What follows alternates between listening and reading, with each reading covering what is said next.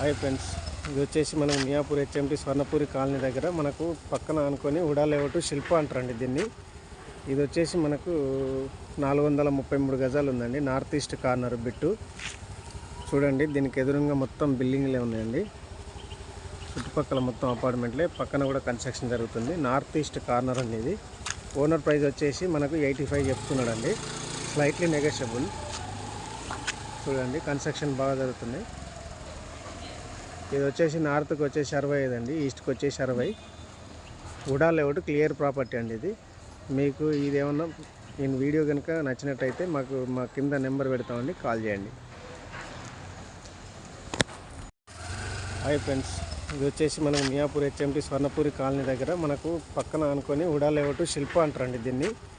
ఇది వచ్చేసి మనకు 433 గజాలు ఉందండి. నార్త్ ఈస్ట్ కార్నర్ బిట్టు చూడండి. దీనికి ఎదురుగా మొత్తం బిల్డింగ్లే ఉన్నాయండి.